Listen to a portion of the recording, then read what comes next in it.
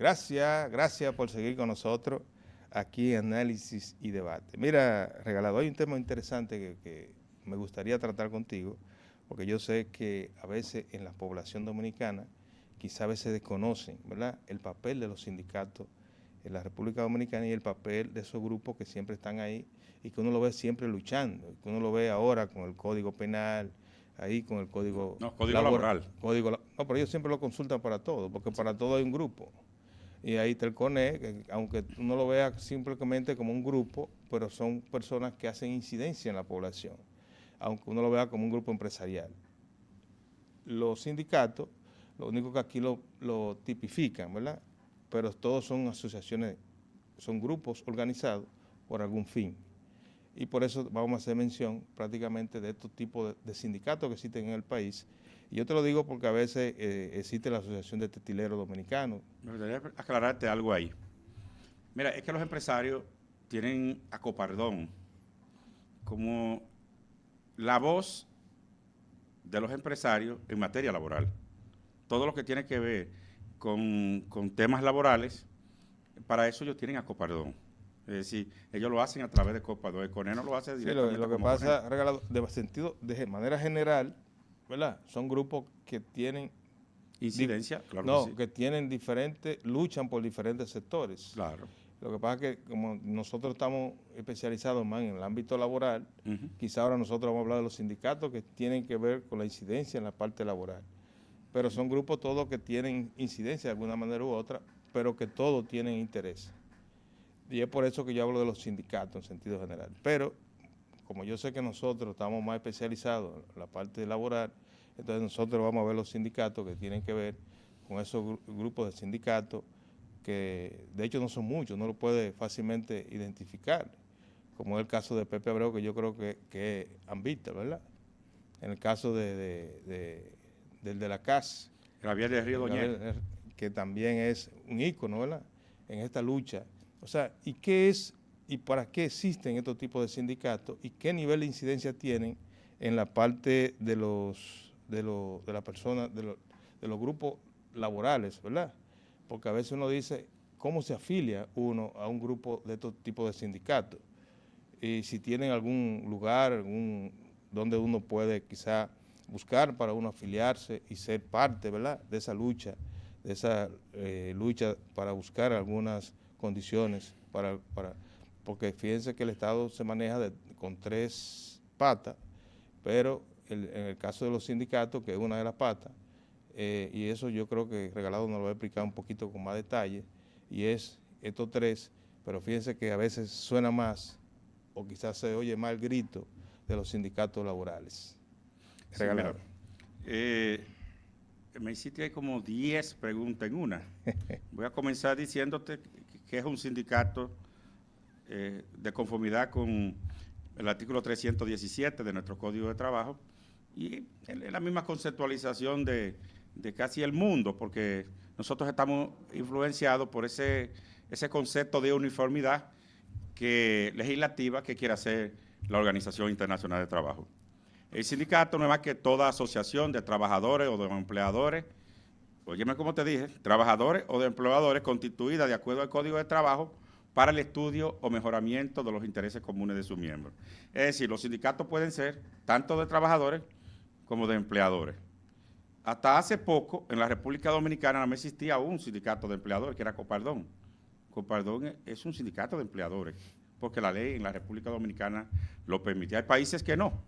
En la República Dominicana los empresarios prefieren organizarse a través de las asociaciones sin fines de lucro, que la ley se lo permite. Hay en países, por ejemplo, como en España, Argentina, creo que Bolivia, y otros países que para tú formar un sindicato tiene que ser de trabajadores. A los empleadores se les permite, conforme a la Constitución española, en su artículo 7, que se puedan organizar como asociaciones sin fines de lucro.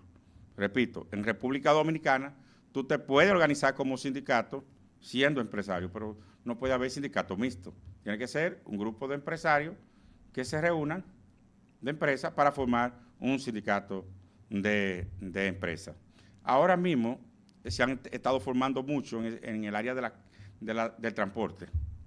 Varios sindicatos de transporte se están uniendo para formar un sindicato de transporte.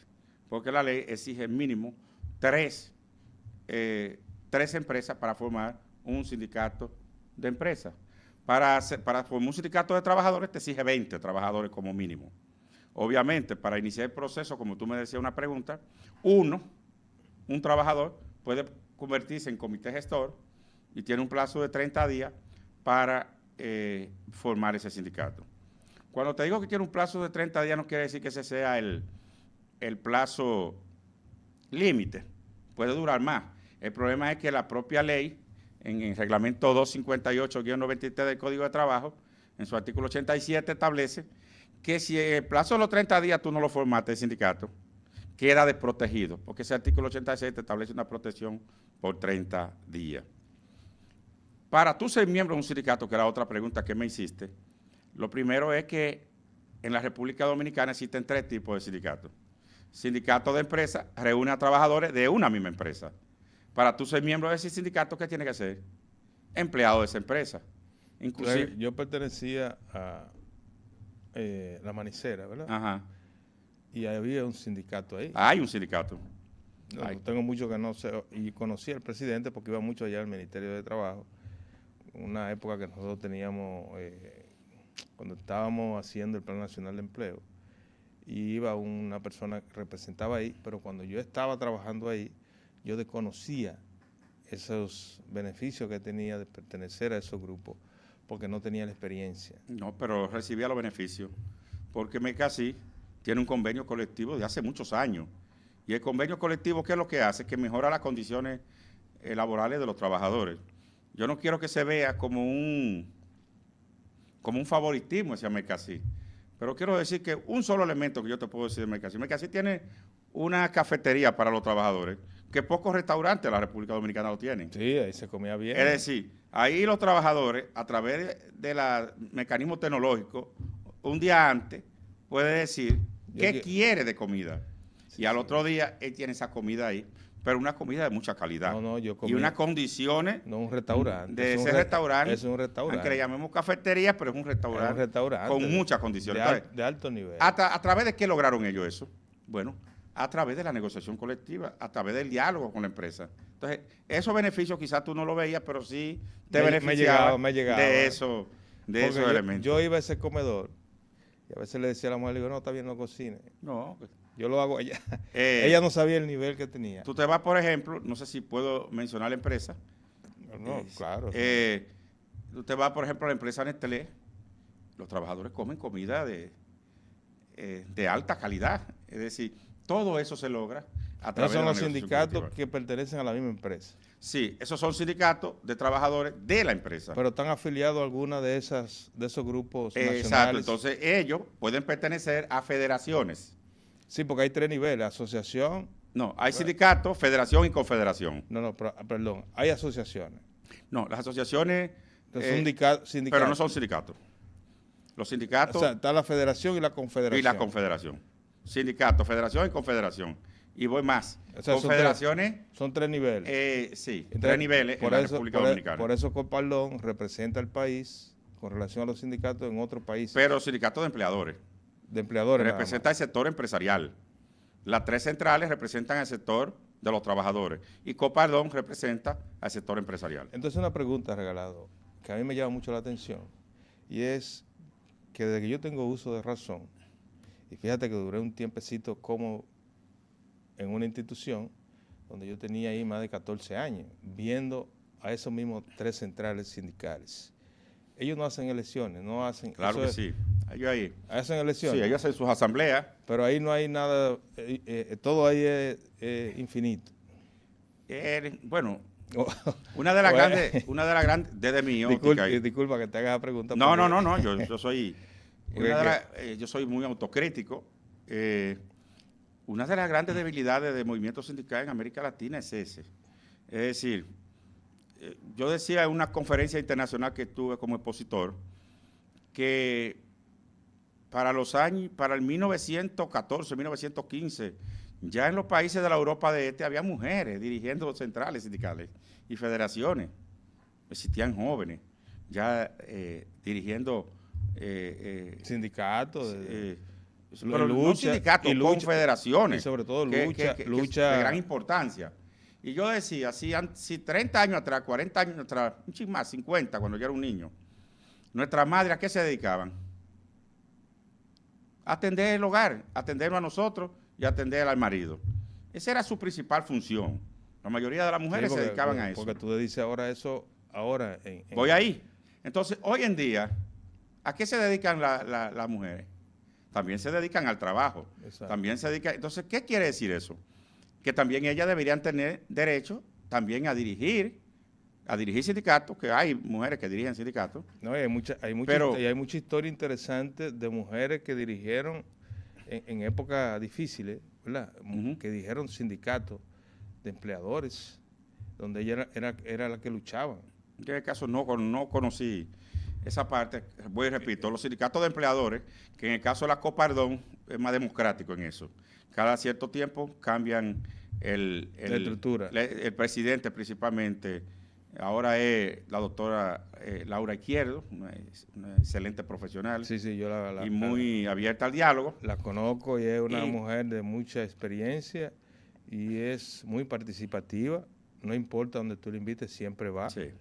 Y cuando tú haces eso es porque eso te hace tener más participación y sobre todo de las luchas a las que los objetivos que ellos tienen como empleadores y a lo que ellos manejan como parte de su grupo, ¿verdad?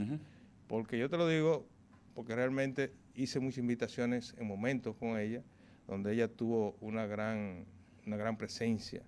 O sea, siempre era participativa. Claro que sí. Que tú sabes que hay muchos que no, y muy abierta al diálogo. Se encumbran allá arriba, claro, y no salen, no van a ningún lado, porque mandan un asistente, ella siempre va a todas las actividades. Eso lo podemos ver. Pero te quiero decir, ciertamente lo que tú dices, mira, el sindicato, la primera manifestación de sindicato en la República Dominicana se dio en el año 1858, en el Colegio San Luis Gonzaga, que todavía está ahí. Porque antes existían gremios, pero no tenían una conciencia de cuál era la razón de un sindicato. Pero a partir de ese sindicato que se formó ahí en el año de 1854, ¿tú sabes quién era el primer secretario general de ese sindicato? Dolores Fonseca, ¿te recuerdas? Sí. ¿Pero a qué se dedicó?